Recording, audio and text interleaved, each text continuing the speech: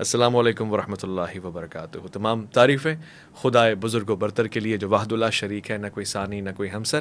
درود لا محدود محبوب رب الودود، راحت العاشقین مراد المشتاقین، حضرت محمد مصطفیٰ، آپ کی آل پاک، آپ کے جانثار انصار اور اصحاب. ضرمن آپ بھی طالب، میں بھی طالب، ہم دونوں مل کے طالبان بناتے ہیں اور آج کے مہمان کا تعارف کرواتے ہیں، اس کے بعد پھر آپ کے سوالوں کے ساتھ. چاہنے والے ابو طالب کے. یہ تو ہم نے سوچا ہی نہیں. کیا بات ہے. جی گفتگو کا ایک خوبصورت سا آغاز ہو چکا ہے اور آج پروگرام میں تشریف فرمائے بہت ہی پیارے مہمان ہیں، خوبصورت ہیں، حسین ہیں، دلچسپ ہیں، لطیف ہیں. اپنی گفتگو سے اپنی تبلیغ کا کام پورا کر رہے ہیں، وکالت فرماتے ہیں آپ دین کے مختلف موضوعات کی، اور خاص طور سے یہ پسند کرتے ہیں کہ ان کو وکیل اہل بیت کہا جائے، کیونکہ آپ کا موضوع شب و روز یہی ہوتا ہے. پروگرام میں تشریف فرمائے علامہ یاسین قادری صاحب. جی السلام علیکم علامہ صاحب. جی وعلیکم السلام. یہ بتائیے گا کہ ایک مومن اور مسلمان کی جو تقسیم ہمیں نظر آتی ہے، ان دونوں میں بنیادی طور پہ فرق کیسے معلوم کیا جا سکتا ہے؟ نحمدہ ونصلی ونسلم علی سیدنا و مولانا محمد و آل محمد، اما بعد، فاعوذ باللہ من الشیطان الرجیم، بسم اللہ الرحمن الرحیم.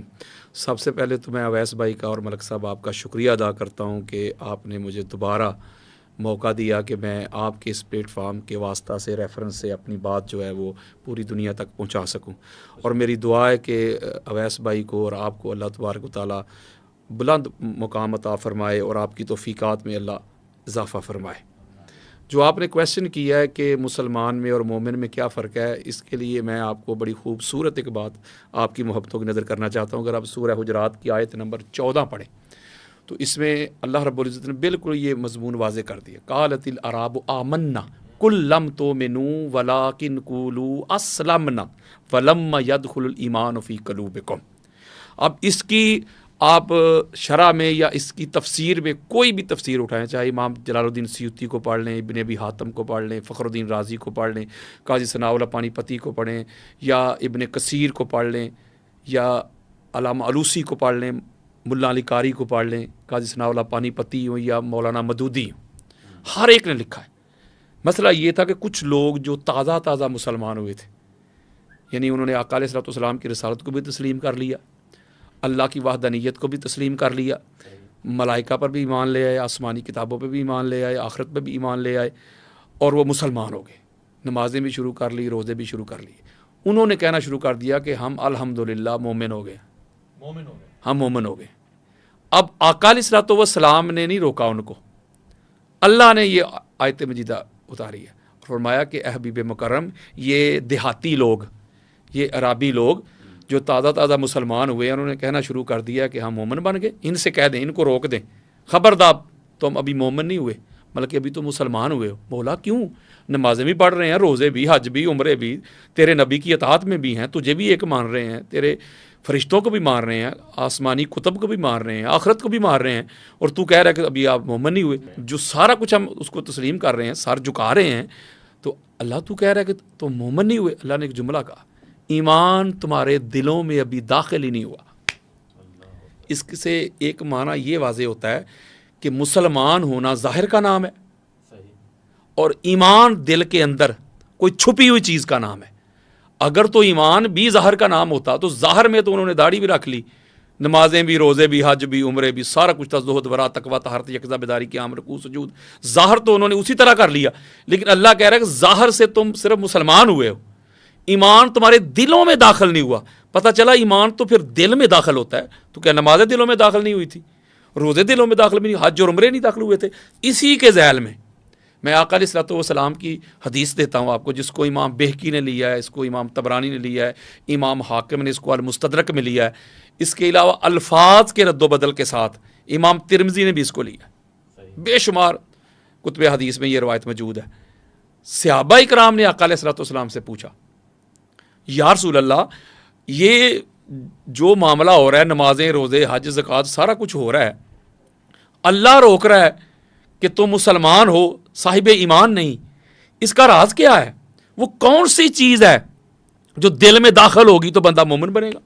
اب اسی کے جواب میں اس کو عبداللہ ابن عباس نے بھی روایت کیا ہے، معاذ بن جبل نے بھی روایت کیا ہے، جابر بن عبداللہ انصاری نے بھی اس کو روایت کیا.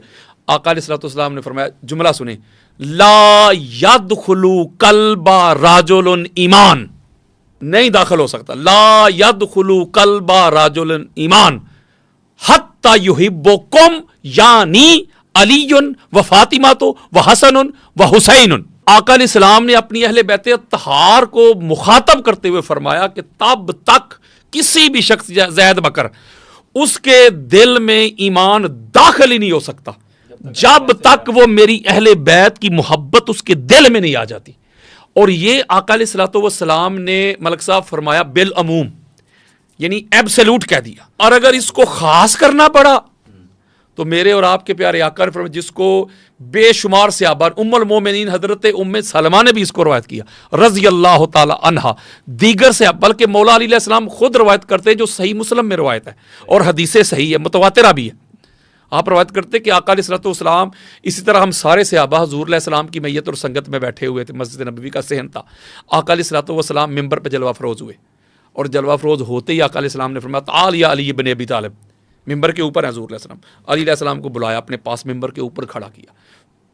سبحان اللہ، یہ شرف مولا علی علیہ السلام کو اور مولا علی علیہ السلام کی اولاد کو ہی حاصل ہے کہ کبھی آقا علیہ السلام کے ساتھ وہ ممبر کے اوپر مسجد نبوی میں نظر آتے ہیں، کہیں آقا علیہ السلام جب سجدہ ریز ہوتے ہیں تو پشتے دوش مصطفیٰ پہ سوار نظر آتے ہیں، کہیں صحن کعبہ میں مولا علی علیہ السلام پاک محمد کے پاک کندھوں کے اوپر نظر آتے ہیں، کہیں غدیر کے مقام پہ ہسٹری کے سب سے بلند ممبر کے اوپر دونوں بھائی کھڑے نظر آتے ہیں. یہ شرف صرف ان کے پاس ہے. اب مولا علی علیہ السلام کو ساتھ کھڑا کیا، ہاتھ پکڑ کے چہرہ صحابہ کی طرف کیا. اب مولا خود روایت کرتے ہیں، مولا فرماتے ہیں آقا علیہ السلام والذی فلق الحبۃ وبرأ النسمۃ انہ لحد النبی الامی الی ان لا یحبنی الا مؤمن ولا یبغضنی الا منافق، رواہ مسلم. مولا علی علیہ السلام روایت کرتے اس اللہ کی عزت کی قسم جس نے دانے کو چیرا جاندار پیدا کیے، میرے آقا نے میرا ہاتھ پکڑ کے مجھ سے عہد کیا تھا، وعدہ کیا تھا، علی میں تیرے ساتھ وعدہ کرتا ہوں سوائے مومن کے تیرے ساتھ کوئی محبت کرے گا نہیں اور سوائے منافق کے تیرے ساتھ کوئی بغض رکھے گا نہیں. یعنی یہ جو حدیث مبارکہ ہے ملک صاحب، یہ بالکل حدیث صحیح بھی ہے. اس کے علاوہ ترمذی میں امام احمد بن حنبل نے بے شمار طرق کے ساتھ یہ حدیث آئی ہے. یعنی آقا علیہ الصلوۃ والسلام نے ہمیں یہ معیار دے دیا کہ جب تک دل میں میری اہل بیت طہار کی حب، اس سے عباس بن عبد المطلب سے بھی روایت ہے، بے شمار طریق کے ساتھ یہ روایتیں موجود ہیں. آقا علیہ الصلوۃ والسلام نے فرمایا کہ میری اہل بیت کی محبت ہی ایمان ہے. تو پتہ چلا کہ جس کے دل میں اہل بیت کی محبت نہیں ہے وہ اللہ کو تو ایک مان رہا ہے، حضور کی رسالت کو تسلیم کرتا ہے، باقی سارے معاملات نمازیں روزے حج زکوٰۃ ہیں، اللہ کی کتابوں پہ بھی ایمان ہے، ملائکہ پہ بھی ایمان ہے، آخرت پہ بھی ایمان ہے، تقدیر پہ بھی ہے، ساری جو شرائط پوری کر رہا ہے، لیکن اس کے لیے اللہ نے اور اللہ کے رسول نے مومن کا ٹائٹل استعمال نہیں کیا. اچھا، بعض لوگ کیوں پھر اس بات پہ اختلاف کرتے ہیں؟ جو چیز آپ بتا رہے ہیں ظاہر ہے، ہم ایک لمحے کے لیے یہ مان لیتے ہیں جی یہ صحیح حدیث ہے، حدیث قدسی ہے، اور بعض لوگ جو اعتراضات کرتے ہیں ان کے اعتراض کو بھی رد کرتے ہوئے، تو وہ لوگ بھی تو جانتے ہیں کہ یہ حدیث بھی ہے، لفظ بھی مستند ہے، تو پھر انہیں ماننے میں اعتراض کیا ہے؟ بہت بڑا طبقہ ہے جو پریورٹی میں، یعنی نمبر 1 نمبر 2 نمبر 3 کی پریورٹی میں الجھ رہا ہوتا ہے، انہیں ماننے میں پھر تکلیف کیا ہے؟ اس کو مانتے ہیں لیکن اصل میں اس کی جو شرح ہے نا، اس کی انٹرپریشن ہے وہ اپنی اپنی کرتے ہیں دیگر مکاتب فکر، یعنی گنجائش ہے کہیں. جی وہ کہتے ہیں جی اللہ کا نور سے مراد یہ ہے کہ ساری کائنات، اللہ نور السماوات والارض، صحیح، یعنی ساری کائنات اللہ کا نور ہے نا، اللہ کا جو اپنا ذاتی نور ہے نا، پرسنل نور، اس میں سے کوئی نہیں ہے. یہ سورہ توحید ہے. وہ کہتے ہیں اس میں سے نہیں، ہم مانتے ہیں نبی بھی اللہ کا نور ہے. پرسنل نور کے علاوہ بھی کوئی نور ہوتا ہے؟ وہ کہتے ہیں کہ یہ ساری کائنات اللہ کا نور ہی ہے. ٹھیک ہے، ایک اللہ کا ذاتی نور ہے بلا تشبیہ و بلا مثال، جس سے اللہ کا وجود ہے. اللہ کا وجود ہے بھی نہیں اور ہے بھی. اللہ قرآن میں کہتا ہے میری کسی عضو کی تم تشبیہ نہیں دے سکتے. اچھا، یہ میرے خیال ہے تھوڑا سا ہم موضوع سے نہ ہٹ جائیں. بات یہ ہو رہی تھی کہ مومن اور مسلمان میں فرق، اس میں اہل بیت کا ذکر آ گیا.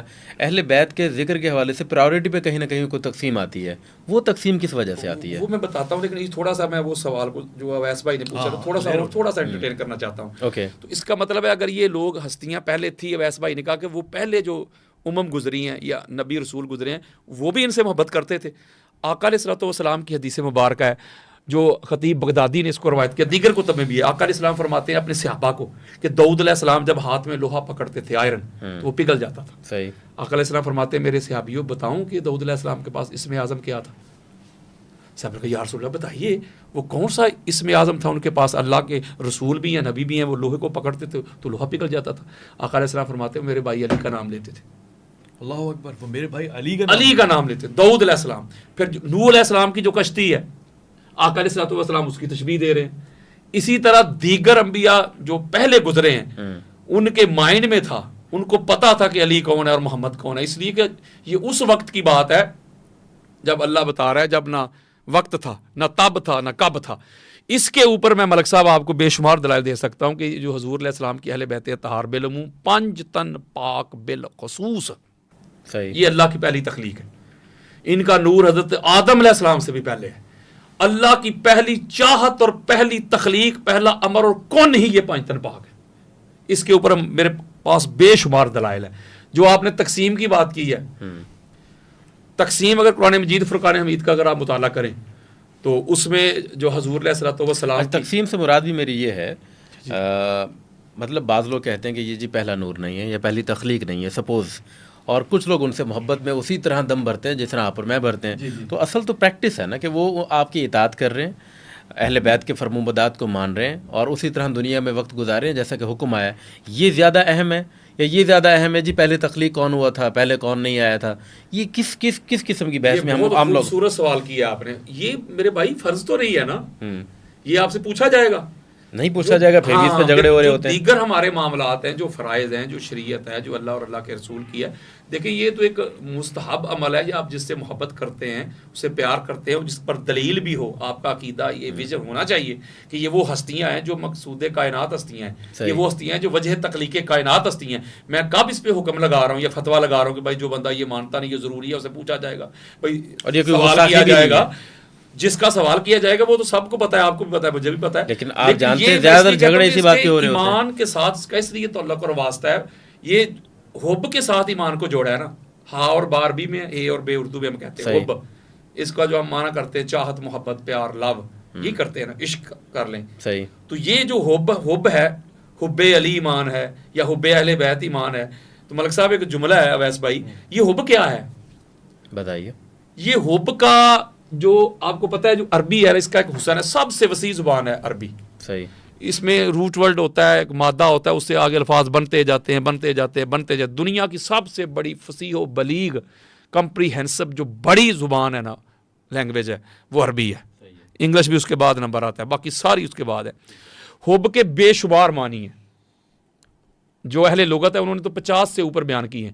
جو سب سے بڑا معنی جس کی قرآن بھی تصدیق کرتا ہے، حب، ہا اور با، وہ ہے بیج. ہاں سیڈ، دانا.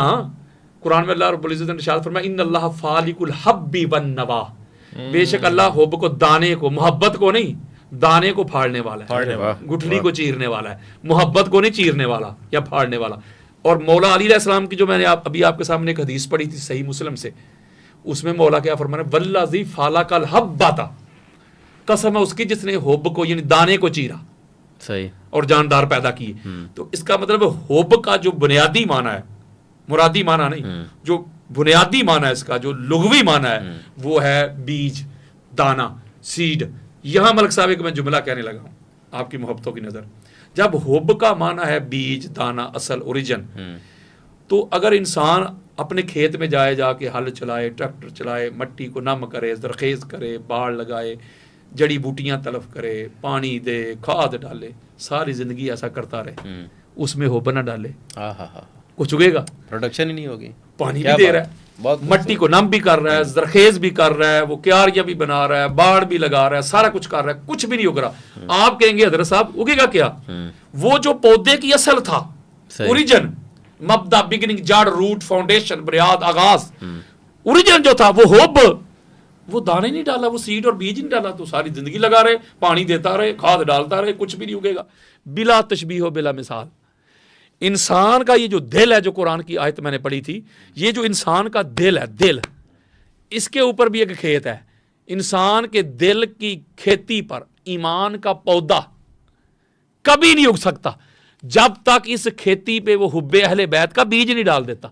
بے شک ایک آدھا سیکنڈ چاہیے، 2 سیکنڈ چاہیے مجھے. بے شک اس کھیتی کو نمازوں کے ذریعے پانی دیتا جائے، روزوں کے ذریعے اس ارد گرد باڑ لگاتا جائے، حج اور عمرے کے ذریعے اس کھیتی کی مٹی کو نم کرتا جائے، زرخیز کرتا جائے، جب تک اہل بیت کی حب والا وہ بیج، وہ سیڈ نہیں آئے گا، ایمان کا پودا نہیں ہوگا. سر یہی سوال میں نے کیا تھا بھائی، غور کیجئے گا یہ میرے جواب کو آپ نے کہیں اپنے آپ کو پھنسا لیا ہے. حب نہ ہو تو کوئی نتیجہ نہیں ہے. میں یہی تو بات کر رہا ہوں، اول آخر چھوٹا بڑا نتیجہ نہ نکلا، یعنی حب نہ آیا، تو وہ ساری بحث تو پھر بیکار ہے نا.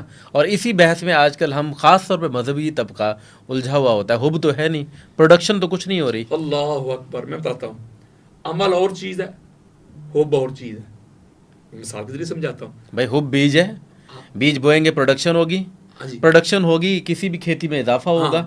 3 لوگ یہاں پر بیٹھے ہوئے ہیں، یہ بحث کر رہے ہیں کہ بھئی یہ اول ہے، وہ نافع ہے، وہ اوپر ہے، یہ نیچے ہے. اس کے نتیجے میں میں نتیجہ دینے لگا ہوں، پروڈکشن نہیں ہو رہی. جی میں دے رہا ہوں. ملک صاحب یہ پروڈکشن کیا ہے؟ امال. پروڈکشن ہمارے ہیں امال، نمازیں، روزے، حج، زکوٰۃ، یہ ہماری پروڈکشن ہے. ہم ہاں جی بالکل ہم فاعل ہیں، یہ ہم سے نکل رہا ہے، یہ سمجھے آؤٹ پٹ ہے. ٹھیک ہو گیا. اب یہ آؤٹ پٹ ہے تو ان پٹ کیا ہے؟ حب اہل بیت. ایک میں جملہ کہنے لگا ہوں، بڑا خاص جملہ ہے، بہترین جملہ ہے. اس کا مطلب یہ ہوا کہ 2 کسی بندے کی بیویاں ہیں. مثال کے ذریعے سمجھانے لگا ہوں. 2 بیوی، 2 کسی مجھے ہی کہہ لے، میری بھی 2 ہیں. اچھا چلو. آپ نے بتایا نہیں کبھی. وہ اگر پہلی وائف کے پاس جاتا ہے، جا کے اس کو کہتا ہے جوتا لے کے آؤ، وہ کہتے ہیں یہ لے میرے سرتاج. کہتا ہے اچھا وہ ایسا کرو ٹاول لے کے آؤ، یہ لے میرے سرتاج. اچھا ایسا کرو کھانا لگا دو، لگا دیا میرے سرتاج. ایک بیوی. دوسری کے پاس چلا گیا اگلے دن، یہ پہلی تھی، دوسری کے پاس چلا گیا، جا کے بیٹھا. اس نے جوتا نہیں مانگا، اس نے کہا یہ حضور یہ جوتا، یہ سلیپر آ گئے. اس نے ٹاول نہیں مانگا، وہ ٹاول لے آئی. یہ میرے سرتاج یہ ٹاول ہیں، فریش ہو جائیں. اب اس نے کھانا نہیں مانگا، اس نے کھانا لگا دیا. اب کوئی بندہ کہے کہ وہ دونوں ایک جیسی ہیں، اطاعت اس نے بھی کی ہے، صحیح، اطاعت اس نے بھی کی ہے، تابعدار وہ بھی ہے، تابعدار وہ بھی ہے، انکار اس نے بھی نہیں کیا، اس نے بھی نہیں کیا. لیکن فرق کیا ہے؟ اس کے عمل میں حب ہے. صحیح. ایک نے بغیر تقاضے کے کر دیا پورا کام. واہ واہ. ٹھیک. اگر کوئی بندہ ڈیوٹی کرتا ہے، فرض کرے آپ اپنا ملازم رکھتے ہیں، آپ اسے کہتے ہیں بھائی جاؤ وہ بلدیہ سے میرے بیٹے کو لے کے آؤ اسکول سے واپس، گرمی بڑی شدید گرمی، تو آپ کے پاس کیا دلیل ہے کہ وہ بڑی خوشی سے جا رہا ہوگا؟ وہ سر دل میں کیا سوچ رہا ہو، یار اتنی گرمی ہے، خود اے سی میں بیٹھے مجھے مجبوری کے ساتھ جا رہا ہوں. اس کے اس عمل میں وہ نوکری تو اس کی ہے، آپ کی اطاعت بھی ہے، لیکن ساتھ حب نہیں ہے. حب نہیں ہے، حب نہیں.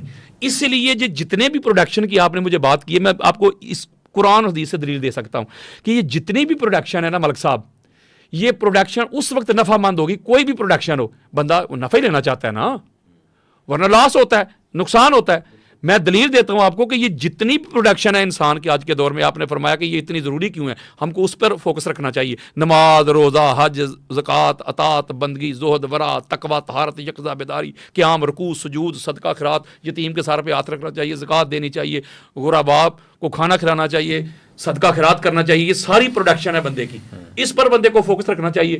اچھا ٹھیک ہے، رکھنا چاہیے. لیکن میں بتانے لگا اس میں اگر حب نہ ہو تو یہ جو پروڈکشن ہے یہ نفع دے گی آپ کو؟ کسی صورت میں نہیں دے سکتا. امام احمد بن حنبل نے اس کو روایت کیا، امام حاکم المستدرک میں حدیث مصطفیٰ لے کے، حدیث سے متواتر ہے. آقا علیہ الصلوۃ والسلام فرماتے ایک بندہ مقام ابراہیم پہ کھڑا ہے، واتخذوا من مقام ابراہیم مصلی، اتنی اعلیٰ جگہ ہے، اتنی عرفہ جگہ ہے. حضور فرماتے صرف کھڑے ہی نہیں، نماز بھی پڑھ رہا ہے. یہ پروڈکشن چیک کیجئے گا. صحیح. نماز بھی پڑھ، حضور فرماتے صرف نماز بھی نہیں پڑھ رہا، روزے سے بھی ہے. نماز بھی، روزہ بھی، حج بھی، مقام بھی بہترین، مقام بھی سب سے اعلیٰ. حضور فرماتے ہیں، یہ اپنا مستدرک الحاکم کا میں متن پڑھنے لگا ہوں. حضور فرماتے قال رسول اللہ صلی اللہ علیہ وآلہ وسلم من صعد بین رکن والمقام فصلى وصام ثم مات وهو مبغض لاہل بیت محمد دخل النار. اللہ علیہ السلام فرماتے ایک بندہ مقام ابراہیم پہ کھڑا ہے، صرف کھڑا ہی نہیں، نماز پڑھ رہا ہے، روزے سے ہے، ادھر ہی مر گیا. بلا تشبیہ و بلا مثال. یہ جو ہماری سوسائٹی، ہمارا یہ جو معاشرہ ہے ملک صاحب، اویس بھائی، ہمارے ہاں اگر کوئی بندہ فجر کے وقت مر جائے نا، اس کی ڈیتھ ہو جائے، بے شک ساری رات کیبل دیکھتا رہے، وہ فوت ہو جائے، تو ہم کہتے ہیں بندہ نیک تھا، بڑا اچھا وقت لیا. اگر کوئی جمعے کے دن مر جائے ہم کہتے ہیں بندہ نیک تھا، بہترین دن لیا. اگر کوئی ماہ رمضان میں مر جائے ہم کہتے ہیں پکا جنتی، رحمتوں والا مہینہ. اب آپ سوچئے گا، میں نے حدیث آپ کے سامنے رکھی ہے، فیصلہ آپ نے کرنا ہے کہ کہاں جمعے کا دن، کہاں فجر کا وقت، کہاں ماہ رمضان اور کہاں مقام ابراہیم. پھر آقا فرماتے ہیں مقام ابراہیم پہ کھڑا ہے، نماز بھی پڑھ رہا ہے، روزے سے بھی ہے، ادھر ہی فوت ہو گیا. لیکن جب مرا تو اس کے دل میں میری اہل بیت کے لیے بغض تھا. ملک صاحب میں ایک سوال پوچھتا ہوں آپ سے، آپ مجھ سے پوچھ رہے ہیں، اس بندے کے پاس پروڈکشن نہیں تھی، نماز نہیں تھی اس کے پاس، روزہ نہیں تھا، حج نہیں تھا, نماز بھی تھی, روزہ بھی تھا, حج بھی تھا, اندر حب اہل بیت نہیں تھی نا, تو نہ اس کو نماز نے نفع دیا, نہ روزے نے نفع دیا, نہ حج نے نفع دیا. مقصود کائنات کو نہیں مانے گا تو میں کہتا ہوں جو اصل ہے نا, اصل اوریجن. ہر بات سے اتفاق بھی کر رہے ہیں اور آپ بھی بات کر رہے ہیں. بہت سے ایسے لوگ ہیں جو محبت رکھتے ہیں, عمل نہیں کرتے. مطلب میرے دل میں حضرت علی کی محبت ہے, میں نماز نہیں پڑھ رہا, تو کیا وہ پروڈکشن ہو رہی ہے, اثر اس کا اجر مل رہا ہے؟ ہاں, اس کا تو میں نے جواب پہلی کا تو دے دیا, اب اس کا بھی دینے لگا ہوں, اس کا بھی دینے لگا ہوں. پتہ نہیں آپ اس کو نیگیٹو لے جائیں گے یا مجھے کہیں گے کہ علامہ صاحب لوگوں کو رعایت دے رہے ہیں کہ عمل سے دور ہو جائے. اللہ معاف کرے, میں عمل سے دور نہیں کر رہا کسی کو بھی, لیکن جو حقیقت ہے نا وہ میں بیان کرنے کو, اور بخاری سے کرتا ہوں. صحیح. میں کہتا ہوں کہ نماز, روزہ, حج, زکوٰۃ یہ نفع مند ہیں, لیکن نفع مند تب ہوں گی جب ان میں ان کی اصل رجن یعنی محبت اہل بیت سے لبریز ہو کے نماز پڑھیں, محبت اہل بیت سے لبریز ہو کے روزہ, حج, عمرہ سارا کریں, پھر نفع مند ہے. نماز تو اللہ کی محبت میں لبریز ہو کے میں یہی بتانے لگا ہوں. صحیح بخاری کی حدیث ہے, انس ابن مالک روایت کرتے, کہتے کہ ہم سارے حضور علیہ السلام کے پاس بیٹھے ہوئے تھے, عمل اور محبت کی بات سمجھانے لگا ہوں, سارے بیٹھے ہوئے تھے, ایک بندہ آ گیا. یار ایک مولوی کا تو یہ مسئلہ ہوتا ہے کہ ذرا سا اختلاف کر لو, حدیث سنا کے سامنے والے کے نہ اختلاف کریں ہزار, بھائی آپ مجھ سے 100 سوال کریں, میرا کام ویسے بھائی جواب ہی دینا ہے, کوئی لڑائی تھوڑی کرنی ہے. آپ کا جی چاہے اسے قبول کریں, ملک صاحب جی چاہے نہ قبول کریں, لیکن میں نے جواب تو دینا ہے نا, سننے والے سن رہے ہیں, آپ کویسچن کر رہے ہیں, میں جواب دے رہا ہوں. سنیے, نماز پڑھنی ہے, اس کے لیے رب کی اطاعت اور رب کی فرمانبرداری, اس کا واحد ماننا لازم ہے. میری حدیث تو سنیں نا جو حضور علیہ السلام کی, یہی تو میں حدیث تو سنیں نا یار, آپ فیصلہ کیجئے گا. میں حدیث مصطفیٰ دے رہا ہوں, بخاری سے دے رہا ہوں, اور حدیث صحیح دے رہا ہوں, اسی پہ دے رہا ہوں, اپنے موضوع پہ دے رہا ہوں. چلیں سنائیں. انس ابن مالک رضی اللہ تعالیٰ عنہ کہتے ہیں کہ شخص آ گیا آقا علیہ السلام سے, آگے حضور علیہ السلام کی بارگاہ میں عرض کرتا ہے کہ مات الساعۃ یا رسول اللہ, آقا قیامت کب آئے گی؟ صحیح. آقا علیہ السلام فرماتے ہیں قیامت کے بارے میں پوچھنے والے, ما عادت لہا, تیاری کی ہے, قیامت کا تجھے بتاؤں گا وہ کب ہوگی, پہلے یہ تو بتا تو نے قیامت کے لیے تیاری کیا کی ہے. بڑی خاص بات ہے حدیث مصطفیٰ. اس کا مطلب پہلی بات تو یہ سمجھ آ گئی کہ قیامت کے لیے تیاری ہونی چاہیے. صحیح. بھائی تیاری ہے تو پھر ہی تو حضور فرما رہے ہیں تیری تیاری کیا ہے. تو اب کیا کہہ رہا ہے وہ پوچھنے والا, وہ کہتا ہے یا رسول اللہ ہاں قیامت کی تیاری کی ہے, کوئی بغیر تیاری کے تھوڑا بیٹھا ہوں. کیا تیاری ہے بھائی؟ وہ کہتا ہے قیامت کی تیاری کے لیے میرے دامن میں کوئی کثرت کے ساتھ نمازیں تو نہیں ہیں, روزے بھی نہیں ہیں, حج اور عمرے بھی نہیں ہیں, یہ چیزیں کثرت کے ساتھ میرے پاس قیامت کی تیاری کے لیے نہیں ہیں. ایک چیز ہے یا رسول اللہ, کیا؟ اللہ اور اللہ کے رسول سے محبت کرتا ہوں. بڑی خاص بات میں کرنے لگا ہوں. حضور نے پوچھا بھائی تیری تیاری کیا ہے, وہ آگے سے کہتا ہے تیاری ہے یا رسول اللہ. بھائی کیا تیاری ہے؟ تیاری یہ ہے کہ میں اللہ اور اللہ کے رسول سے محبت کرتا ہوں. زیادہ نمازی نام لے رہا ہے, نہ نمازیں ہیں زیادہ, نہ روزے ہیں, نہ حج, نہ عمرے ہیں, عمل زیادہ نہیں, محبت ہے. اس کا مطلب ہے اگر فقط عمل ہی محبت ہوتا تو حضور علیہ السلام اسے کہتے ہیں کیا بات کر رہا ہے تو, کہ زیادہ نمازیں بھی نہیں, روزے بھی نہیں, حج بھی نہیں, محبت ہے. عمل کے بغیر کون سی محبت ہے؟ کیسی بات تم نے کر دی ہے؟ جبکہ میرے اور آپ کے پیارے آقا نے جو اس کو جواب دیا, جواب سنو. ہائے ہائے, میرے آقا نے فقال رسول اللہ صلی اللہ علیہ وآلہ وسلم انت ما من احببتا. آقا علیہ السلام نے فرمایا قیامت کے روز میرے ساتھ میری محبت پہ ڈیپینڈ کرنے والے سن خوشخبری, قیامت کے روز تو اسی کی میت میں ہوگا, اسی کی سنگت میں, رفاقت میں, قربت میں ہوگا جس سے محبت کر کے گیا ہے. اس کا ہرگز یہ مطلب اور معنی اور مفہوم نہیں ہے کہ حضور فرما رہے ہیں نمازوں کی ضرورت ہی کوئی نہیں, روزوں کی بھی ضرورت نہیں, حج عمرے کی, لیکن حضور فرما رہے ہیں, فرمانا یہ چاہ رہے ہیں کہ اعمال وہ کہہ رہا ہے کہ میرے پاس نہیں, بلکہ اس سے زیادہ بھی ایک اور وہ بھی بخاری میں ہے. یہ تشریح کرنا آپ کا ذوق بھی تشریح نہیں کر رہا, میں نے تو آپ کے سامنے مطلب ایک اور حدیث آ گئی, ایک اور حدیث آ گئی, جلدی جلدی وہ سن لیں, اسی سے ریلیٹڈ ہے. حدیث سنائے اور ان کا منہ بند کریں. حدیث مصطفیٰ صلی اللہ علیہ وآلہ وسلم, عمل کے در کھڑا ہے, محبت کے در کھڑی ہے یار. امام محمد بن حنبل نچوڑ ہے یہ حدیث کا, ہائے ہائے کیا حدیث ہے. ایک عبداللہ صحابی تھا, عبداللہ, صحیح, بلا تشبیہ و بلا مثال, میری ماں باپ بھی قربان عبداللہ پہ, بلا تشبیہ و بلا مثال, بخاری میں روایت موجود ہے. وہ انسانیت کے پوائنٹ آف ویو سے اس کو کسی بھی معنی میں جتنا آپ ادب کے ساتھ کر سکتے کر لیں. وہ شراب پیتے تھے, شراب کے بین ہونے کے بعد وہ شراب پیتے تھے. جب شراب پیتے تھے حضور کی بارگاہ میں ان کو پیش کیا جاتا, حضور اس پہ حد جاری کرتے, صحیح, کوڑے لگاؤ, اس کو کوڑے لگا دیتے, پھر وقفے کے بعد توبہ کرتے, دوبارہ پھر پی لیتے, پھر سے اب اس کو لے کے آتے حضور علیہ السلام، ہاتھ جاری کر دیتے کوڑے لگاؤ بھائی، پھر وہ توبہ کر کے چلے جاتے، پھر کچھ وقفے کے بعد دوبارہ پی لیتے. جب 3-4 دفعہ انہوں نے اس کو رپیٹ کیا نا، تو جب وہ حضور علیہ السلام کے سامنے اسے پیش کیا گیا، ویسے بھائی میں ایسے کھول کے آپ کو حدیث دکھا دوں گا، میرا کام یہ ہے. تو جب وہ آگے کھڑے ہوئے نا، پیش ہوئے، پاس ایک اور صحابی تھا، اس نے کہا لعنت ہو اس بندے پہ اللہ کی، بار بار شراب پیتا ہے، بار بار اس پہ ہاتھ رکھ دی، لعنتی نہ ہو. تو ہائے ہائے، فقال رسول اللہ صلی اللہ علیہ وآلہ وسلم لا تلعنوہ اس کو لعنت فواللہ ما علمت انہ یحب اللہ ورسولہ. میرے آقا نے فرمایا خبردار کوئی اس پر لعنت نہ بھیجے، اسے لعنتی نہ کہے. میں محمد بن عبداللہ اللہ کی عزت کی قسم کھا کے کہتا ہوں یہ اللہ اور اللہ کے رسول سے محبت کرتا ہے. ادھر ہی رک جائے ملک صاحب. عجیب بات کر دی آقا علیہ السلام نے، حاذ اللہ بلا تشبیہ بلا مثال. یا رسول اللہ وہ شراب پی رہا ہے، بار بار شراب پی رہا ہے، آپ کہہ رہے ہیں میں گواہی دیتا ہوں یہ اللہ اور اللہ کے رسول سے محبت کر رہا ہے، یہ تو آپ کا حکم ہی نہیں مان رہا، شراب پی رہا ہے بار بار. امام احمد بن حنبل نے وہ آگے اس کی محبت بھی بیان کر دی. امام احمد بن حنبل نے کہا آؤ بتاؤں کہ وہ اس کی محبت کیا تھی. جب حضور علیہ السلام کی بارگاہ میں آ کے بیٹھتا نا، غافل سا تھا، سائڈ پہ ہو کے بیٹھ جاتا. جب دیکھتا صبح سے شام تک لوگ آتے رہتے اپنے مسائل لے کے تاجدار کائنات کی بارگاہ میں. کوئی بیمار ہے حضور کی بارگاہ میں، کسی کا اونٹ بیمار ہو گیا حضور کی بارگاہ میں، کسی کی بیوی روٹھ کے چلی گئی حضور کی بارگاہ میں. سارا دن آقا علیہ الصلوۃ والسلام صحابہ کی وہ پریشانیاں سنتے رہتے، ان کا حل دیتے رہتے. تو آقا علیہ السلام کی امام احمد بن حنبل نے کمال کر دیا. آقا علیہ السلام کی طبیعت پہ بوجھ آ جاتا، حضور پریشان ہو جاتے. یہ لفظ لکھے ہوئے ہیں. امام احمد بن حنبل کہتے ہیں کہ اس کا کام پتہ کیا تھا، حضور علیہ السلام کو دیکھتا نا، جب حضور علیہ السلام کی طبیعت ذرا ناساز ہو گئی ہے، تھکن آ گئی ہے، تھک گئے ہیں، تو ایسے با ادب لطیفے چٹکلے آقا علیہ السلام کو سنایا کرتا تھا، جس کے چٹکلے سن کے حضور کے چہرے پہ رونق آ جاتی تھی، مسرت آ جاتی تھی. اویس بھائی سنیں ذرا، خوشی آ جاتی تھی. امام محمد بن حنبل کہتے ہیں یہ تھی اس کی محبت، اس کے دل میں یہ حضور کا محبت اور عشق تھا کہ یار صبح سے شام تک میرے آقا تھک گئے، تو حضور کو ہنسایا کرتا تھا.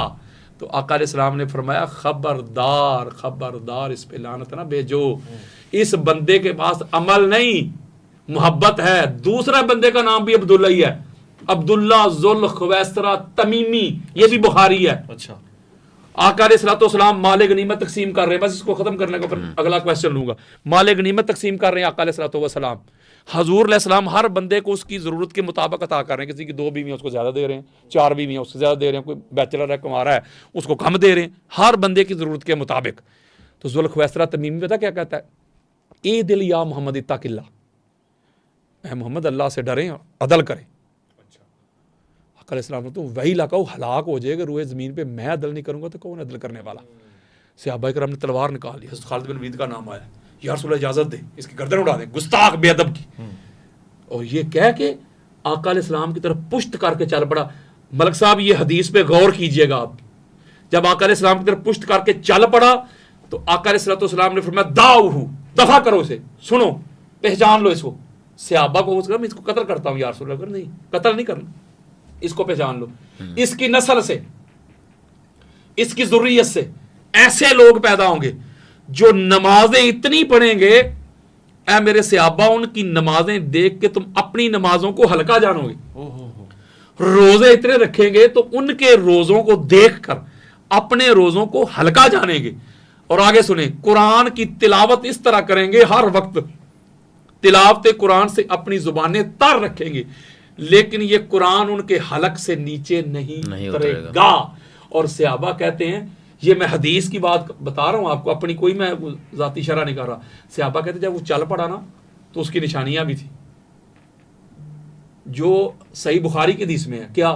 یہ آنکھیں اندر کو دسی ہوئی تھی، یہ جو وجنہ ہوتے ہیں یہ باہر کو ابھرے ہوئے تھے، سر مڑا ہوا تھا، محلوق الراس مشمر الازار، یہ لفظ لکھے ہوئے ہیں یار. اور یہ تہمت جو اوپر تک چڑھایا ہوا تھا، سر مڑا ہوا تھا، تہمت اوپر تک چڑھایا ہوا تھا، آنکھیں اندر کو دسی ہوئی تھی، یہ وجنہ اوپر باہر کو نکلے ہوئے پھولے ہوئے تھے.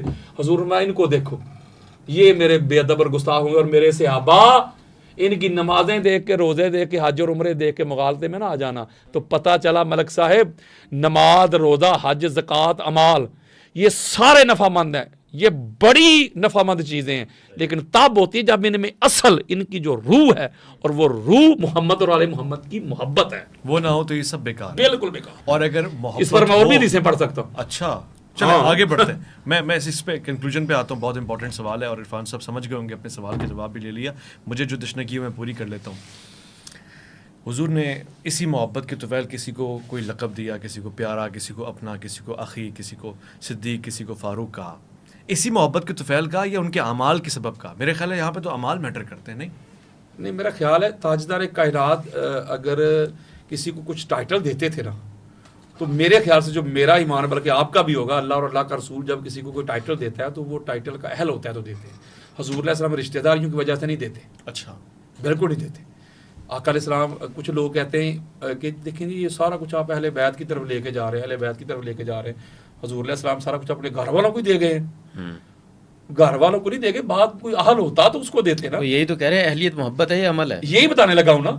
تو آقا علیہ الصلوۃ والسلام جو کسی کو ٹائٹل دیتے تھے، میں یہ سمجھتا تھا کہ وہ اس کا اہل ہوتا تھا۔ اچھا، مثلا کسی صحابی کو حضور علیہ السلام نے کوئی ٹائٹل دے دیا کہ یہ سیف اللہ ہے، اللہ کی تلوار ہے، فرض کرے، تو وہ بہادر ہوتا تھا تو حضور دیتے تھے، بزدل کو نہیں دیتے۔ صحیح۔ بزدل کو کہہ دیتے حضور بھائی تو اللہ کی تلوار ہے، بالکل نہیں دیتے۔ اسد کسی اللہ، کسی کو کہتے اسد اللہ یہ اللہ کا شیر ہے تو بہادر کو دیتے، یا کسی کو اشجاع کہہ دیتے سب سے بڑا بہادر آئیے، یہ کس تو اس میں وہ مولا علی علیہ السلام کو اس میں وہ خوبیاں ہوتی تو اسی کو دیتے تھے نا یار۔ صحیح۔ اس کا مطلب آقا علیہ الصلوۃ والسلام نے جن کو بھی جو بھی ٹائٹل دیا ہے وہ بندہ اس ٹائٹل کا اہل تھا۔ اچھا، یہ کبھی نہیں ہو سکتا اگر کچھ ایسے ٹائٹل جو حضور علیہ السلام نے کہے بھی نہ ہو تو کوئی بندہ کسی کی طرف منسوب کر دیتا ہے، جو ہماری روایات ہیں۔ تو آپ کو پتہ ہے کہ زمانہ گزرا ہے، تقریباً کوئی 1000 مہینے کے قریب زمانہ گزرا ہے، بنو امیہ کی جو حکومت ہے تقریباً 80-85 سال، وہ جو زمانہ گزرا ہے وہ اس میں وضع حدیث کا دور ہے، اس میں کسی کا بھی اختلاف نہیں، نہ شیعہ کا، نہ سنی کا، نہ دیوبند کا، نہ حدیث کا۔ وہ کہتے ہیں حدیثیں گھڑی جاتی، جو درباری ملا ہوتے تھے وہ اپنے آقاؤں کو خوش کرنے کے لیے وہ ان سے پیسے لیتے تھے اور حدیثیں وضع کر کے دیتے تھے، جس کی سب سے بڑی دلیل ہے امام اعظم ابو حنیفہ رضی اللہ تعالیٰ عنہ۔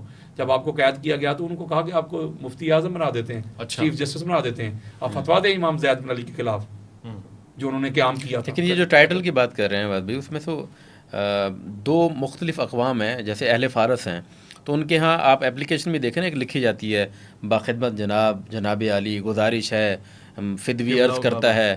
عرب کے ہاں یہ اس طرح کے ٹائٹل نہیں دیے جا رہے تھے، تو یہ تو ایک زبان کی تقسیم بھی کہہ سکتے ہیں، ٹریڈیشنلز بھی ہیں، کسٹمز بھی ہو سکتے ہیں، اس میں تو کوئی اہلیت نہیں ہے۔ ہمارے یہاں آج بھی بچوں کو جو اسکول کالج میں درخواست لکھی جاتی ہے اس میں لمبے لمبے ٹائٹلز ہوتے ہیں، تو یہ دو زبانی یا کلچرلی چیزیں نہیں ہو سکتی۔ ملک صاحب، یہ جو عربی کی جو تاریخ ہے نا، ہسٹری عرب کی، اگر آپ اس کا مطالعہ کریں، اسٹڈی کریں، تو عرب کی دنیا میں جتنے بڑے لغت کے شاعر گزرے ہیں شاید ہی کائنات کی کسی زبان میں گزرے بالکل ہیں۔ ٹھیک۔ یقین کریں وہ جب ان کی پوئٹری پڑھتے ہیں نا، یقین کریں اویس بھائی، تو ہمیں سمجھنے کے لیے اب سر پکڑ کے بیٹھ جاتے ہیں، ایسی ایسی انہوں کی پوئٹری، ایسی بلکہ یہ عربی زبان کا ایک اصول ہے، یہ امام راغب اصفہانی نے بھی اس کو لکھا ہے مفردات میں، صحیح۔ یا امام ابن منظور جو لغت کی سب سے بڑی کتاب ہے ان کی لسان العرب، اس میں انہوں نے لکھا ہے ان کا بے شمار جو الفاظ ہیں ان کے معنی کے لیے ہم شعراء کی طرف رجوع کرتے تھے، اچھا، کہ وہ اس معنی لفظ کو کس پوائنٹ آف ویو سے لے رہے تھے یا کس معنی سے لے رہے تھے۔ جو آپ نے کہا کہ نیند لکھا جاتا ہے، نہیں، تاجدار کائنات کے زمانہ سے، ظاہراً زمانہ سے پہلے بھی، حضور علیہ السلام کے ظاہراً زمانہ میں بھی اور بعد میں بھی یہ سارا معاملہ ہوتا رہا۔ اس لیے احسان بن ثابت کون ہے، حضرت جابر بن عبداللہ انصاری کون ہے، انہوں نے کلام لکھے ہیں، بڑے بڑے کلام لکھے ہیں انہوں نے۔ یہ آپ نہیں کہہ سکتے کہ ان کا یہ طریقہ نہیں تھا کہ کسی کی تعریف و توصیف میں کوئی لقب دینا یا ٹائٹل دینا۔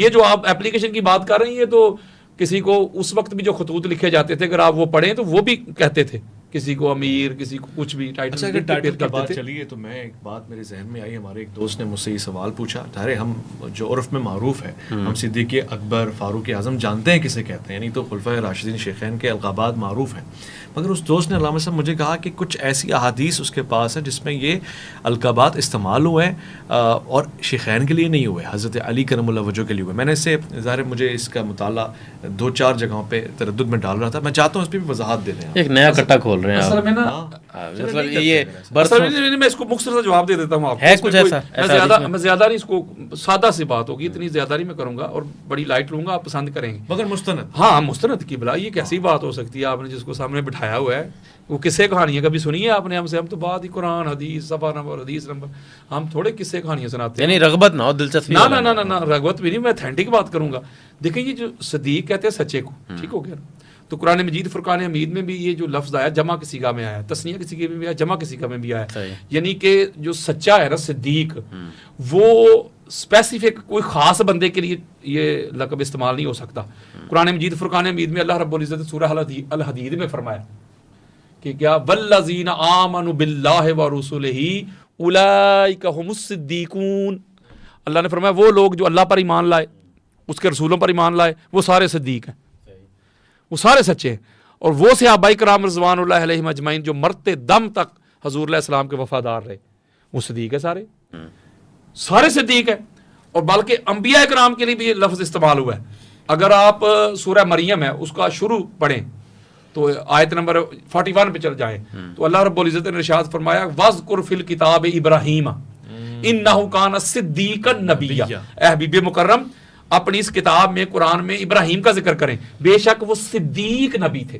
تھوڑا سا آگے جائیں 57 پہ چلے جائیں، پھر اللہ رب العزت نے ارشاد فرمایا وَاذْكُرْ فِي الْكِتَابِ إِدْرِيسَ إِنَّهُ كَانَ صِدِّيقًا نَبِيًّا. اپنی اس کتاب میں ادریس کا ذکر کریں، بے شک وہ صدیق نبی تھے. اور سورہ یوسف علیہ السلام کو مخاطب کریں ایھا الصدیق، اے صدیق. آپ کہہ رہے ہیں کہ اسپیسیفک پرسنالٹی کے لیے نہیں تھا. یہ جو صدیق ہے نا صدیق، وہ قرآن نے بھی جمع کا صیغہ استعمال کیا. صدیق آپ بھی ہو سکتے ہیں، یہ بھی ہو سکتے ہیں، یہ بھی اللہ کو مانتے ہیں، رسولوں کو مانتے ہیں. صدیق سچے کو کہتے. بات ویس بھائی نے کی صدیق اکبر. صدیق اکبر یہ مبالغے کا صیغہ ہے، یعنی سب سے بڑا سچا. اکبر جو ساتھ آ گیا یعنی کہ سمجھنے کہ صداقت کی ایکسٹریم ہو گئی. یعنی آپ صدیق تک راضی ہیں، صدیق اکبر تک راضی نہیں ہیں؟ نہیں، اس پہ بھی میں راضی ہوں، صدیق اکبر تک بھی. بس 1 منٹ مجھے چاہیے، بس ختم. اس کا مطلب ہوا کہ جو صدیق اکبر ہے، صدیقین میں سے صدیق اکبر، وہ مبالغے کا صیغہ، یعنی یہ صداقت کی لاسٹ باؤنڈری ہے، اس سے اوپر کوئی نہیں. جیسا اللہ کی بڑائی کی بات کرتے کہتے اللہ اکبر، اللہ سب سے بڑا، اب اللہ سے بڑا کوئی نہیں. اسی طرح جب کہتے ہیں صدیق اکبر، اس کا مطلب یہ سب سے بڑا سچا. یہ قرآن مجید فرقان حمید کی سورہ توبہ کی آیت نمبر 119 ہے. یا ایھا الذین آمنوا اتقوا اللہ وکونوا مع الصادقین. اللہ سے ڈرو اور سچوں کے ساتھ ہو جاؤ. ٹھیک ہو گیا. اب پتا چلا کہ اللہ رب العزت نے ایمان والوں کو، صحابہ کو مخاطب کر کے فرمایا سچوں کے ساتھ ہو جاؤ. اس کا مطلب صدیق اکبر کا جو ٹائٹل ہے میں مختصر کرنے لگا، ورنہ اس کے اوپر میں پورا 1.5 گھنٹہ بات کر سکتا ہوں. صرف قرآن اور حدیثیں پڑھ پڑھ کے سناؤں گا آپ کو. بلکہ اس کے اوپر میری کتاب ہے القول الاکبر علی فروق الاعظم و صدیق الاکبر. یہ دونوں ٹائٹل آقا علیہ الصلوۃ والسلام نے جس کے لیے استعمال کی ہیں اس کا نام علی ابن ابی طالب ہے. یہ صدیق اکبر کا ٹائٹل. یہاں اجماع امت آپ کے اجماع امت کو چھوڑیں، جو میں جو چیلنج کرنے لگا ہوں آپ میرے علم میں اضافہ کر دیجئے گا. آج کل پرسوں ترسوں اتنے لوگ میرے مخالفت کرتے ہیں، اگر بات ہوتی تو میرے منہ پہ مار دیتے. ابھی تک میں یہ چیلنج کرتا ہوں کہ پوری کائنات میں کوئی شخص مجھے بتائے کہ حضور علیہ الصلوۃ والسلام نے علی علیہ السلام کے علاوہ کسی شخص کو صدیق اکبر نہیں کہا. صدیق کا ہے، میں بار بار سمجھا رہا ہوں. صحیح. صدیق سارے ہی حضور کے صحابہ جو مرتے دم تک وفادار رہے. صدیق اکبر کا جو ٹائٹل ہے وہ فقط مولا علی علیہ السلام کے لیے، میل کے لیے جو سب سے بڑا سچا ہے وہ صدیق اکبر ہوتا ہے، اور فیمیل کے لیے جو سب سے بڑی سچی ہے وہ صدیقۃ الکبریٰ ہوتی ہے. ٹھیک ہو گیا. تو صدیقۃ الکبریٰ پاک بی فاطمہ تو زہرا ہے، ام المومنین حضرت عائشہ صدیقہ اس کو روایت کرتی ہیں. اور صدیق اکبر کا جو ٹائٹل ہے وہ فقط مولا علی علیہ السلام کے لیے سب سے بڑے سچے وہ ہیں. تو لہذا جو ٹائٹل اللہ اور اللہ کا رسول دیتا ہے جس کو، میرا خیال ہے اسی ٹائٹل کو اس کے ساتھ منسوب کرنا چاہیے. صحیح. یہ صحیح اسناد سے ثابت ہے. بالکل بالکل. میں پڑھ دوں گا، میں تو وقت بچا رہا ہوں، میں 25-30 حدیث ابھی آپ کے سامنے پڑھ سکتا ہوں. میں حیران ہوں اگر اسناد سے ثابت تو پھر اس پہ اجماع امت کیوں نہیں ہے؟ نہیں، اس کا کوئی نکار ہی نہیں. وہ کہتے ہیں مولا علی بھی صدیق اکبر ہیں، کہتے ہیں. ہاں کہیں گے. اس میں کیا حرج ہے؟ آپ سوال کیجئے گا. سنیے حضرت، مولا علی بھی صدیق اکبر تھے، ہاں جی. حضرت ابوبکر صدیق رضی اللہ تعالیٰ عنہ بھی صدیق اکبر تھے. دیکھیے حضرت عمر فاروق رضی اللہ تعالیٰ عنہ بھی صدیق اکبر تھے. اس میں حرج بھی کیا ہے؟ کیا آپ کو اس پہ اعتراض ہے یا آپ کو اس پہ اعتراض ہے؟ ایک چیز پہ اعتراض ہے جس پہ کیا ایک کی بجائے 4 صدیق جو اکبر ملک نہیں صاحب ہو نے بات سکتے؟ کی ہے کتنی خوبصورت کی ہے.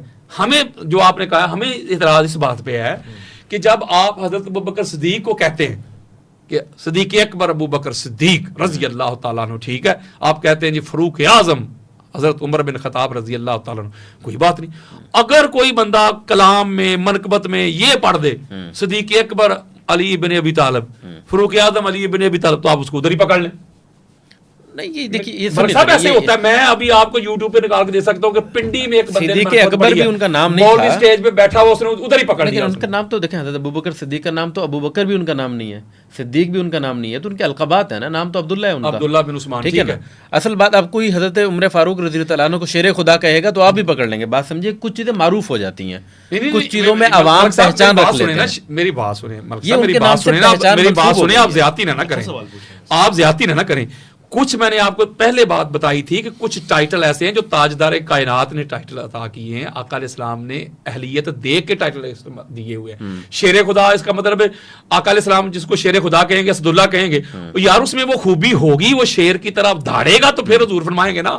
بزدل کا تو نہیں نا کہہ دیں گے یہ اسداللہ ہے. صحیح. تو جب جو ٹائٹل اسی کے ساتھ بالکل سوٹ کرتا ہے، ایک جملے پر تو میں آپ کے اعتراض کر رہا ہوں، بزدل تو کوئی تھا نہیں.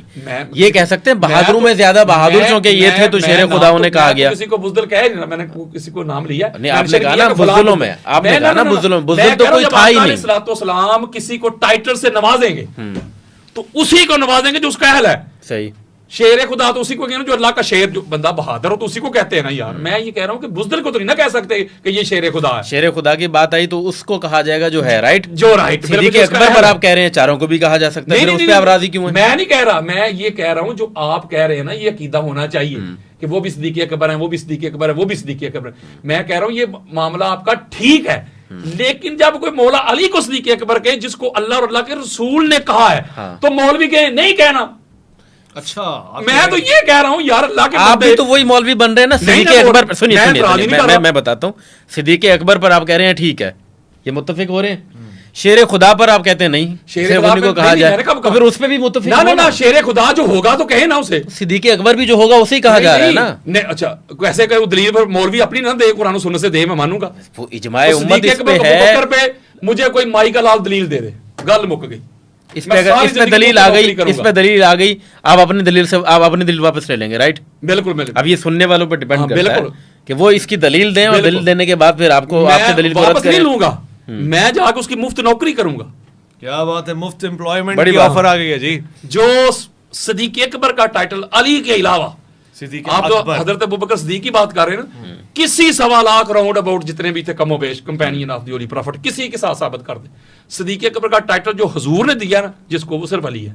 یہ تو آپ نے ایک اوپن چیلنج. ہاں اگر آپ اپنی محبت میں ذوق میں کسی کو کہتے ہیں تو ہم کب روک رہے ہیں، یہ لڑائی کر رہے ہیں، جنگ کر رہے ہیں. سننے والے علماء کرام ہم یہ کہہ رہے ہیں کہ لیکن جو جس کا ٹائٹل ہے اگر اس کو کوئی بندہ کہے تو آپ اس کے ساتھ کہیں گے یہ نہ کہہ. جس کو اللہ کے رسول نے کہا ہو صدیق اکبر، آپ کہیں یہ نہیں کہہ سکتے. تو جس کو مولوی صاحب نے کہا ہو تو آپ کہیں یہ ٹھیک ہے. مولوی صاحب کے کہنے پہ ہم نہیں روکتے آپ کو، تو آپ اللہ اور اللہ کے رسول کے کہے ہوئے کو ہمیں کیوں روکتے ہیں؟ آپ ایسا کریں نا، ملک صاحب نے جو بات کی، آپ سنیوں کے پاس جائیں. کوئی حضرت علی رضی اللہ تعالیٰ عنہ کو صدیق اکبر ماننے میں، صدیق ماننے میں اور اکبر ماننے میں میرا خیال انکار ہی نہیں ہو سکتا. یہ مانتا میں آپ کو بتاتا ہوں، آپ سنیوں کے پروگرام میں جائیے گا، ہوں گے ضرور، اور کہیے سیدنا صدیق اکبر. آپ میری بات سنیں ملک صاحب، آپ کسی سنیوں کی محفل میں جائیے گا، معروف ہو جاتا ہے نا حضرت. ہاں تو یہ آپ کہیے نہیں معروف نہیں، آپ کہیے گا سیدنا صدیق اکبر علی ابن ابی طالب، یہ کہیے گا. اگر آپ کو نہ کو کہیں گے بھائی یہ کیا کہہ رہے ہو آپ، شیعہ تو نہیں؟ صدیق اکبر تو سرٹیفکیٹ بھی فوراً مل جاتا ہے. آپ صحیح کہہ رہے ہیں. یہ وہ کہ شیعہ بندہ ہے وہ، کیونکہ صدیق اکبر تو ابوبکر صدیق ہے اور فاروق اعظم. اچھا اس کو اگر لاجک، آپ لاجک ہے نا دونوں اینکر، بڑی لاجک کی بات کرتے ہیں، مجھے لاجک سے سمجھائیں. یہ میں آپ کو میری بات تو سن لینا. سنیے میں نے ایک دفعہ اپنی پوسٹ میں جرا نہیں کرتے. ہاں میں لاجک کہاں سے مانگ رہا ہوں، کس پہ مانگ رہا ہوں، مجھے اس پہ دینا لاجک.